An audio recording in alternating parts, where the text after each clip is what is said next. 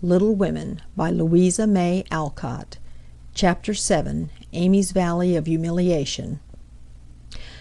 "That boy is a perfect Cyclops, isn't he?" said Amy one day as Laurie clattered by on horseback with a flourish of his whip as he passed. "How dare you say so when he's got both his eyes? And very handsome ones they are too," cried Jo, who resented any slighting remarks about her friend. "I didn't say anything about his eyes, and I don't see why you need fire up when I admire his riding." "Oh, my goodness, that little goose means a centaur, and she called him a Cyclops!" exclaimed Jo with a burst of laughter. "You needn't be so rude, it's only a lapse of lingy, as Mr. Davis says," retorted Amy, finishing Jo with her Latin. "I just wish I had a little of the money Laurie spends on that horse," she added, as if to herself, yet hoping her sisters would hear. "Why?" asked Meg kindly, for Jo had gone off in another laugh at Amy's second blunder. "I need it so much. I'm dreadfully in debt, and it won't be my turn to have the rag money for a month." "In debt, Amy? What do you mean?" And Meg looked sober. "Why, I owe at least a dozen pickled limes, and I can't pay them, you know, till I have money, for Marmee forbade my having anything charged at the shop." "Tell me all about it. Are limes the fashion now? It used to be pricking bits of rubber to make balls." And Meg tried to keep her countenance. Amy looked so grave and important. "Why, you see, the girls are always buying them, and unless you want to be thought mean, you must do it too. It's nothing but limes now, for everyone is sucking them in their desks in school time, and trading them off for pencils, bead rings, paper dolls, or something else at recess. If one girl likes another, she gives her a lime. If she's mad with her, she eats one before her face and doesn't offer even a suck. They treat by turns, and I've had ever so many, but haven't returned them, and I ought, for they are debts of honor, you know." "How much will pay them off and restore your credit?" asked Meg, taking out her purse. "A quarter would more than do it, and leave a few cents over for a treat for you. Don't you like limes?" "Not much. You may have my share. Here's the money. Make it last as long as you can, for it isn't very plenty, you know." "Oh, thank you. It must be so nice to have pocket money. I'll have a grand feast, for I haven't tasted a lime this week. I felt delicate about taking any, as I couldn't return them, and I'm actually suffering for one." Next day Amy was rather late at school, but could not resist the temptation of displaying, with pardonable pride, a moist brown paper parcel before she consigned it to the inmost recesses of her desk. During the next few minutes the rumor that Amy March had got 24 delicious limes (she ate one on the way) and was going to treat circulated through her set, and the attentions of her friends became quite overwhelming. Katie Brown invited her to her next party on the spot. Mary Kingsley insisted on lending her her watch till recess, and Jenny Snow, a satirical young lady who had basely twitted Amy upon her limeless state, promptly buried the hatchet and offered to furnish answers to certain appalling sums. But Amy had not forgotten Miss Snow's cutting remarks about some persons whose noses were not too flat to smell other people's limes, and stuck-up people who were not too proud to ask for them, and she instantly crushed that Snow girl's hopes by the withering telegram, "You needn't be so polite all of a sudden, for you won't get any." A distinguished personage happened to visit the school that morning, and Amy's beautifully drawn maps received praise, which honor to her foe rankled in the soul of Miss Snow, and caused Miss March to assume the airs of a studious young peacock. But alas, alas, pride goes before a fall, and the revengeful Snow turned the tables with disastrous success. No sooner had the guest paid the usual stale compliments and bowed himself out, than Jenny, under pretence of asking an important question, informed Mr. Davis, the teacher, that Amy March had pickled limes in her desk. Now Mr. Davis had declared limes a contraband article, and solemnly vowed to publicly ferule the first person who was found breaking the law. This much-enduring man had succeeded in banishing chewing gum after a long and stormy war, had made a bonfire of the confiscated novels and newspapers, had suppressed a private post office, had forbidden distortions of the face, nicknames, and caricatures, and done all that one man could do to keep 100 rebellious girls in order. Boys are trying enough to human patience, goodness knows, but girls were infinitely more so, especially to nervous gentlemen with tyrannical tempers and no more talent for teaching than Dr. Blimber. Mr. Davis knew any quantity of Greek, Latin, algebra, and ologies of all sorts, so he was called a fine teacher, and manners, morals, feelings, and examples were not considered of any particular importance. It was a most unfortunate moment for denouncing Amy, and Jenny knew it. Mr. Davis had evidently taken his coffee too strong that morning. There was an east wind which always affected his neuralgia, and his pupils had not done him the credit which he felt he deserved. Therefore, to use the expressive, if not inelegant language of a schoolgirl, he was as nervous as a witch and as cross as a bear. The word limes was like fire to powder. His yellow face flushed, and he rapped on his desk with an energy which made Jenny skip to her seat with unusual rapidity. "Young ladies, attention, if you please." At the stern order the buzz ceased, and 50 pairs of blue, black, gray, and brown eyes were obediently fixed upon his awful countenance. "Miss March, come to the desk."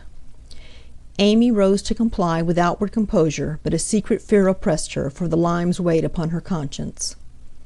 "Bring with you the limes you have in your desk," was the unexpected command which arrested her before she got out of her seat. "Don't take all," whispered her neighbor, a young lady of great presence of mind. Amy hastily shook out half a dozen and laid the rest down before Mr. Davis, feeling that any man possessing a human heart would relent when that delicious perfume met his nose. Unfortunately, Mr. Davis particularly detested the odor of the fashionable pickle, and disgust added to his wrath. "Is that all?" "Not quite," stammered Amy. "Bring the rest immediately." With a despairing glance at her set, she obeyed. "You are sure there are no more?" "I never lie, sir." "So I see. Now take these disgusting things 2 by 2 and throw them out of the window." There was a simultaneous sigh, which created quite a little gust, as the last hope fled and the treat was ravished from their longing lips. Scarlet with shame and anger, Amy went to and fro 6 dreadful times, and as each doomed couple, looking oh so plump and juicy, fell from her reluctant hands, a shout from the street completed the anguish of the girls, for it told them that their feast was being exulted over by the little Irish children, who were their sworn foes. This was too much. All flashed indignant or appealing glances at the inexorable Davis, and one passionate lime lover burst into tears. As Amy returned from her last trip, Mr. Davis gave a portentous "hem," and said in his most impressive manner, "Young ladies, you remember what I said to you a week ago. I am sorry this has happened, but I never allow my rules to be infringed, and I never break my word. Miss March, hold out your hand." Amy started, and put both hands behind her, turning on him an imploring look which pleaded for her better than the words she could not utter. She was rather a favourite with old Davis, as of course he was called, and it's my private belief that he would have broken his word if the indignation of one irrepressible young lady had not found vent in a hiss. That hiss, faint as it was, irritated the irascible gentleman, and sealed the culprit's fate. "Your hand, Miss March," was the only answer her mute appeal received, and too proud to cry or beseech, Amy set her teeth, threw back her head defiantly, and bore without flinching several tingling blows on her little palm. They were neither many nor heavy, but that made no difference to her. For the first time in her life she had been struck, and the disgrace, in her eyes, was as deep as if he had knocked her down.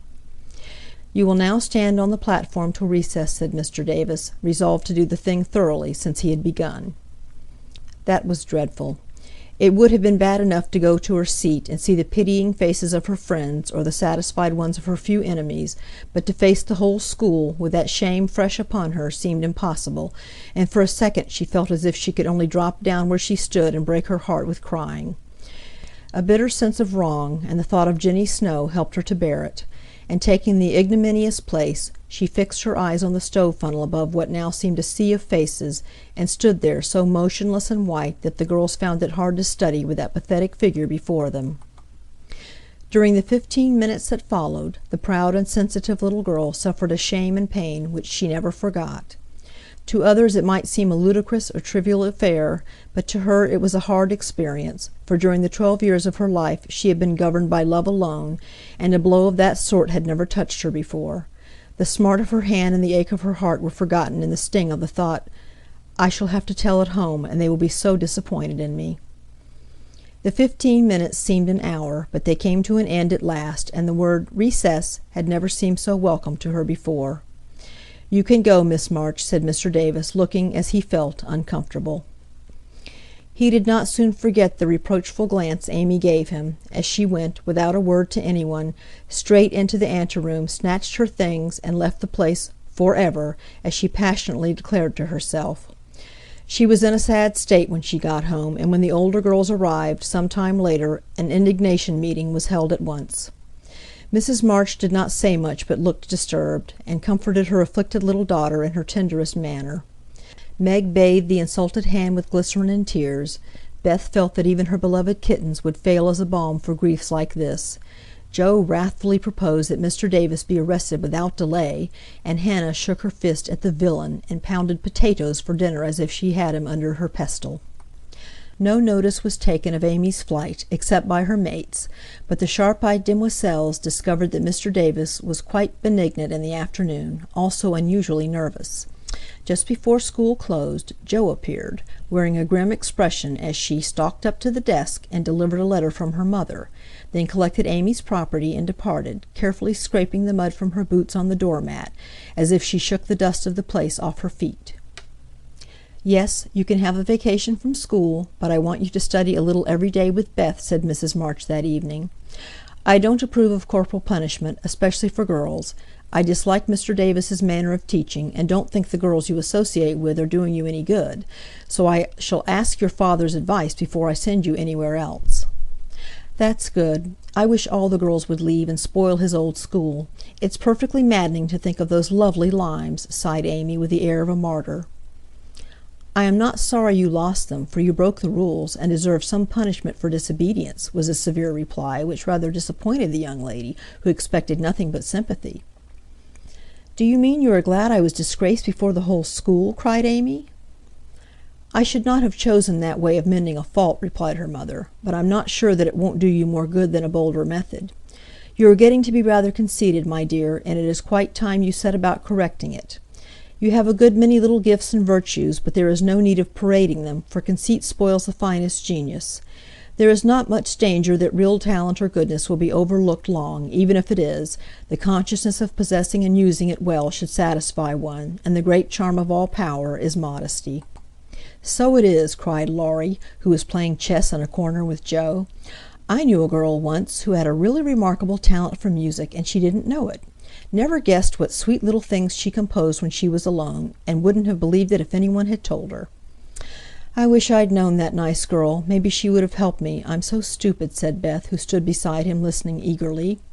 "You do know her, and she helps you better than anyone else could," answered Laurie, looking at her with such mischievous meaning in his merry black eyes that Beth suddenly turned very red, and hid her face in the sofa cushion, quite overcome by such an unexpected discovery.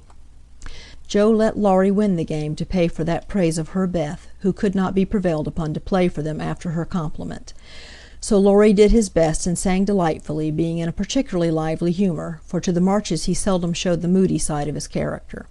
When he was gone, Amy, who had been pensive all evening, said suddenly, as if busy over some new idea, "Is Laurie an accomplished boy?"